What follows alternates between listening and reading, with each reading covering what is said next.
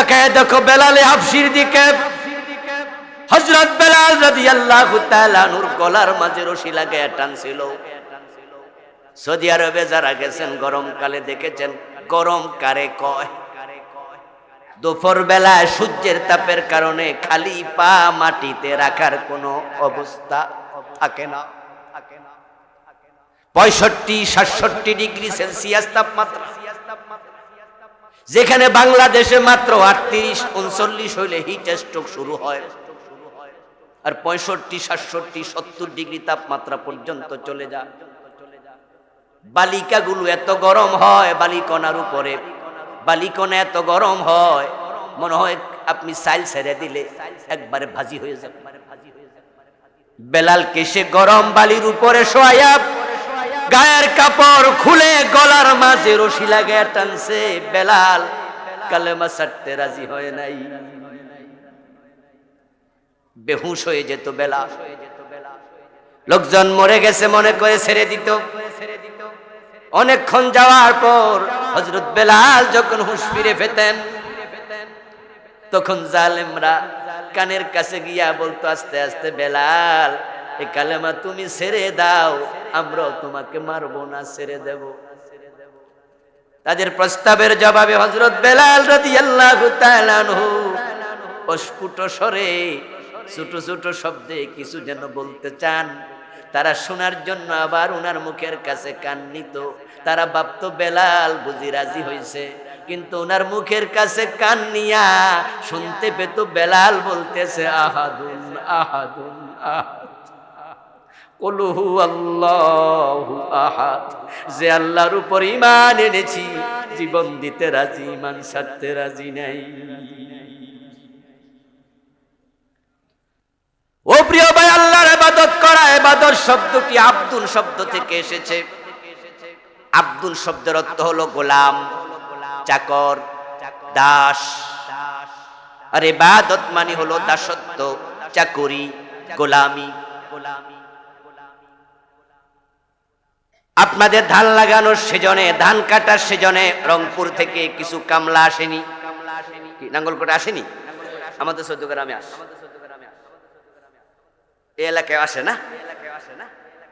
আপনাদের লাকসাম বাজার, নাঙ্গলকোট বাজার থেকে আপনারা 5 জন কামলা নিয়ে আসছেন। এনে আপনি তাকে দেখাইয়া দিলেন, এটা আমার ধান ক্ষেত, ওইটা আমার চারা ক্ষেত, ওইটা আমার রোয়া ক্ষেত। তুমি এখান থেকে চারা নেয়া আমার ক্ষেতের মাঝে লাগাবা, এটা আমার ধান ক্ষেত। সকালবেলা থেকে দুপুর পর্যন্ত 2টা পর্যন্ত ধান কাটবা। ঘন্টা খানিক পরে এসে দেখেন বেড়া খেতে নাই।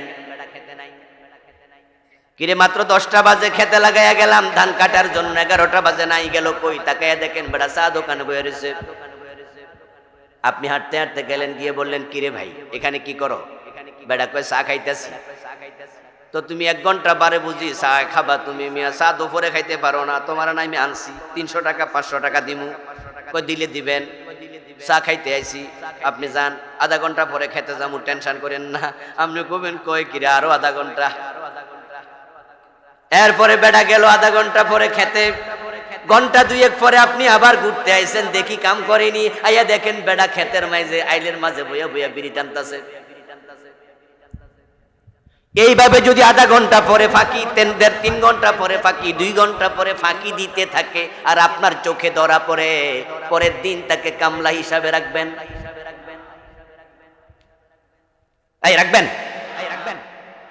এখন যে জোহর পরে, আসর পরে না, মাগরিব পরে, এশা পরে না, ওয়াক্তিয়া পরে, জুমা পরে, ওয়াক্তিয়া পরে না, এটা কি ভালা কামলা না খারাপ কামলা? তো ওইটার নাম আল্লাহ কি গোলামের কাতারে রাখবে। মাত্র 500 টাকা বেতন দিবা, এতে তোমার কামলা ফাঁকি দিলে তারে পরের দিন আর রাখো না, বের হও ভাই, তোমার মতো কামলা আমার দরকার নাই। আর যে আল্লাহ তোমার হায়াত দিল, যে আল্লাহ তোমার অক্সিজেন দিল, কার্বন ডাইঅক্সাইড দিল, পানি দিল, তেল দিল, গ্যাস দিল, তোমার বাতাস দিল, কত কিছু, হাত পা, চক্ষু, কর্ণ, নাসিকা, খাবার, যা দরকার সব দেয়, ওই আল্লাহর কথা মানো না, তোমার নাম গোলামের কাতায় কেন থাকবে? এজন্য আমরা যারা গোলাম হই, চাকর হই, আমিও কিন্তু একজন চাকরিজীবী, এটা কামেল মাদ্রাসা আমি পড়াই। আপনারা এখানে অনেকে আছেন বিভিন্ন গার্মেন্টস প্রতিষ্ঠান, বিভিন্ন ব্যাংক, বিভিন্ন স্কুল কলেজে চাকরি করেন। আচ্ছা, আপনি যে চাকরি করেন, যারা চাকরি দেয় তাদের কিছু আইন আছে না? না মানলে তারা কি আপনারা লাল নোটিশ ধরাই দিব না? আপনি অফিসে যাবেন, মন মতো চলবে, চাকরি আপনার থাকবে না। প্রিন্সিপাল আমাকে যদি বলে, হুজুর আপনি সকাল বেলা আসবেন, ফার্স্ট পিরিয়ড আপনার আলেম ক্লাসে, থার্ড পিরিয়ড আপনার ফাজেল ক্লাসে, লেজারের পরে আপনি কামেলে পড়াবেন, এই 3টা ক্লাস আপনাকে দিলাম। এখন আমি যদি প্রথম ঘন্টা করে চলে আসি, বাকি 2 ঘন্টা বাদ দেই, পরের দিন জিগাইব না? একবারে স্বাভাবিক কমন সেন্স কি কয়? জিগাইব না? পরের দিন আমার বলবো, হুজুর কালকে না 3টা ক্লাস ছিল। আমি যদি তখন বলি সরি, একটু জরুরত ছিল তাই চলে গেছি, তাহলে হয়তো আমার একদিনের জন্য মাফ করবে, ঠিক আছে। কিন্তু আর পরের দিন যাই আমি আবার একই কাজ করলাম, উনি পরের দিন আবার দেখা হলে বলবে, হুজুর আবার একই কাজ করলেন। আমি যদি বলি সরি, তিনি হয়তো আজকে লজ্জার খাতিরে বলবে ঠিক আছে। তৃতীয় দিন যদি আবার একই কাজ করি, সরি বলল, তিনি মানতে চাইবেন না। তিনি বলবেন, হুজুর প্লিজ, যদি আপনার ভালো না লাগে রিজাইন দিয়ে চলে যান, আমার প্রতিষ্ঠানের ক্ষতি করবেন না। ও প্রিয় দোস্ত, মাত্র 20-30-50 হাজার টাকা বেতন দেয় চাকরি করলে, তা যদি আইন না মানলে চাকরি চলে যায়, তোমার জন্য আল্লাহ এমন জান্নাত বানাইছে, সবচেয়ে ছোট জান্নাত হবে দুনিয়ার মতো 10 দুনিয়ার সমান।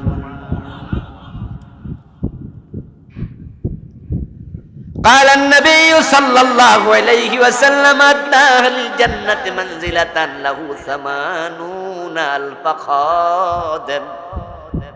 জান্নাতীদের মাঝে সবচেয়ে ছোট জান্নাতি যে হবে, তার জন্য খাদেম দেয়া হবে 80,000।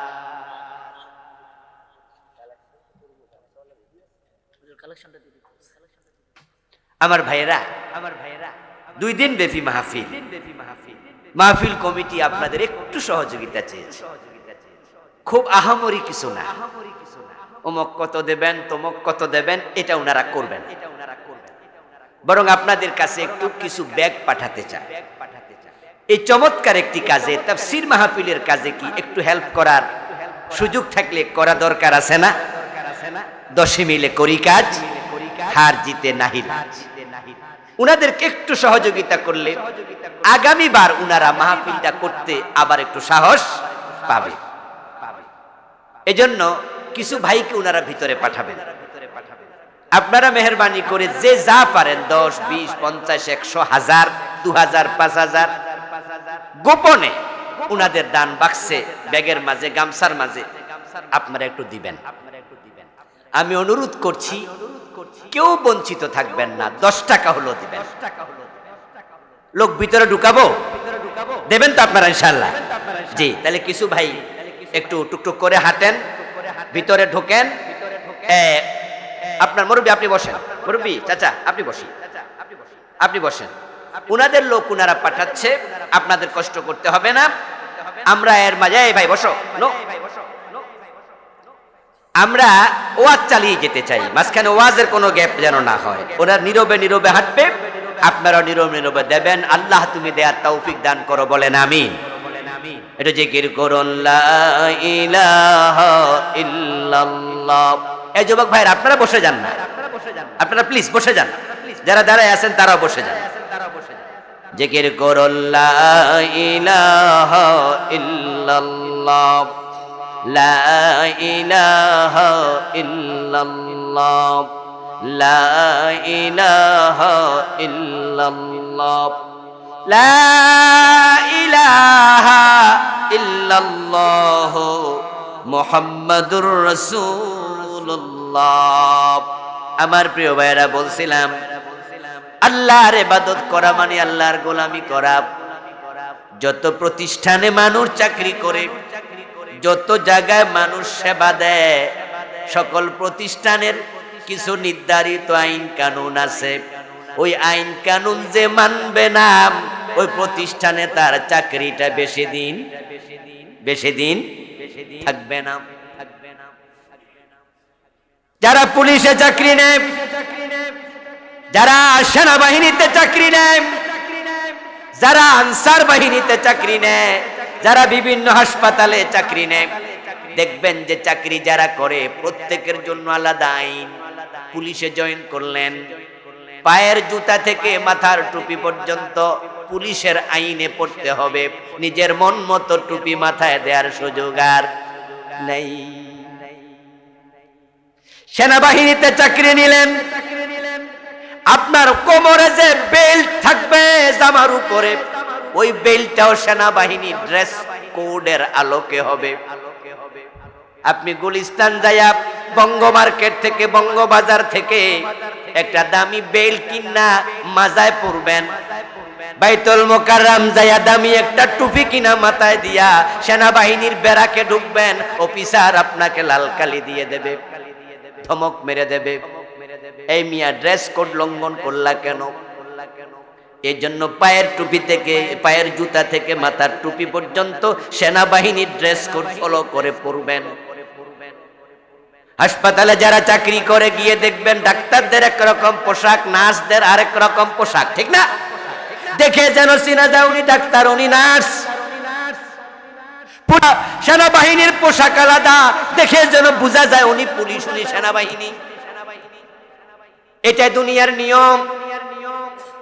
এখন আপনি যদি আল্লাহর অফিসে চাকরি নেন, আল্লাহর কোরআনের মাঝে কিছু আইন আছে, ওয়াবুদ রাব্বাকা হাত্তা ইয়াতিয়াকাল ইয়াকিন।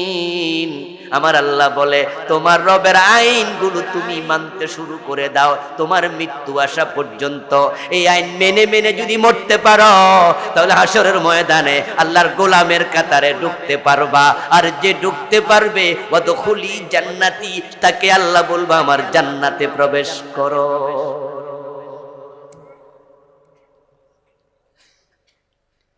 এখন আল্লাহর কোরআনের মাঝে আছে 5 ওয়াক্ত নামাজ পড়ো।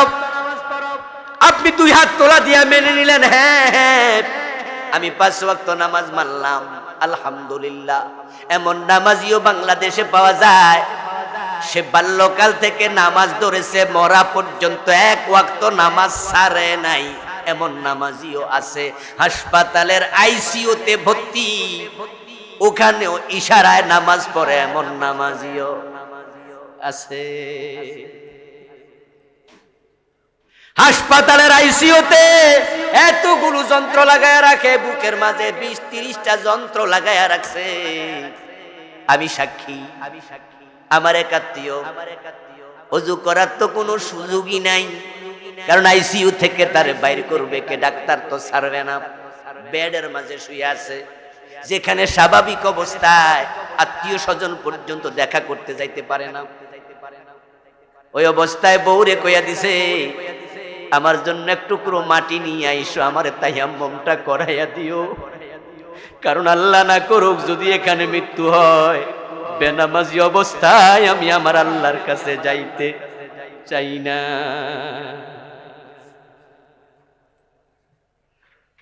ও প্রিয় ভাই, রোজা মেনে নিতে হবে, রোজা ফরজ মানবা। কজি রিক্সা চালায় রোজা রাখে, ভাঙে না, এমন আছে না নাই? ওই 3 তালার ছাদে ইট নিয়া ওঠে, ইট নিয়া নামে, পিঠের মাঝে সুরকি লয়া ওঠে নামে, এরপর রোজা ভাঙে না। আল্লাহর বান্দা, কারণ সে আল্লাহর বান্দা, আল্লাহর গোলাম, আইন মাইনা নিছে, রোজা ছাড়ে না, কম খায়, হারাম খায় না, কষ্টে চলে, সুদে টাকা লাগায় না, আল্লাহ যা বলছে তা মানতেছে, আল্লাহর কাছে আত্মসমর্পণ করে দিয়েছে, আল্লাহর কথা ছাড়া একটা কদম নড়ে না। জান্নাত পাওয়ার জন্য এত পাগল, আল্লাহর আইন মেনে নিয়া আল্লাহর কথা বলাতে মামলার আসামি, বাড়িঘর ছাড়া, দোষ একটা, আল্লাহ ছাড়া কারো আইন মানি না। ওই দোষের কারণে এরেস্ট কইরা নিয়া ফাঁসিতে ঝুলাইয়া দেবে, ফাঁসির রশি দেখে ভয় পায় না, এক চুল লড়ে না, আশা একটাই, আমি আল্লাহর জান্নাত যেন পেয়ে যাই। এমন আল্লাহর বান্দাও আছে না নাই? তাকায় দেখো বেলালে হাফসির দিকে, হযরত বেলাল রাদিয়াল্লাহু তাআলা নূর গলার মাঝে রশি লাগায়া টানছিল। সৌদি আরবে যারা গেছেন গরমকালে দেখেছেন গরম কারে কয়, দুপুর বেলায় সূর্যের তাপের কারণে খালি পা মাটিতে রাখার কোনো অবস্থা থাকে না। 65-67 ডিগ্রি সেলসিয়াস তাপমাত্রা, যেখানে বাংলাদেশে মাত্র 38-39 হইলে হিট স্ট্রোক শুরু হয়, আর 65-67-70 ডিগ্রি তাপমাত্রা পর্যন্ত চলে যায়। বালিকাগুলো এত গরম হয়, বালিকণার উপরে বালিকণা এত গরম হয়, মনে হয় আপনি সাইল ছেড়ে দিলে একবারে ভাজি হয়ে যাবে। বেলালকে সে গরম বালির উপরে শোয়া গায়ের কাপড় খুলে গলার মাঝে রশি লাগায় টানছে। বেলাল কালেমা ছাড়তে রাজি হয় নাই, বেহুশ হয়ে যেত বেলাল। লোকজন মরে গেছে মনে করে ছেড়ে দিত।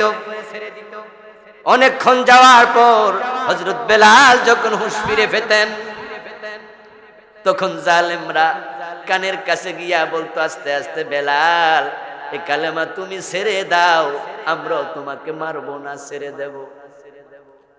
তাদের প্রস্তাবের জবাবে হযরত বেলাল রাদিয়াল্লাহু তাআলা আনহু অস্ফুট স্বরে ছোট ছোট শব্দে কিছু যেন বলতে চান। তারা শোনার জন্য আবার উনার মুখের কাছে কান নিত। তারা ভাবতো বেলাল বুঝি রাজি হয়েছে, কিন্তু উনার মুখের কাছে কান নিয়া শুনতে পেত বেলাল বলতেছে আহাদুন আহাদুন আহাদ, কুল হু আল্লাহু আহাদ। যে আল্লাহর উপর ঈমান এনেছি, জীবন দিতে রাজি, ঈমান ছাড়তে রাজি নাই।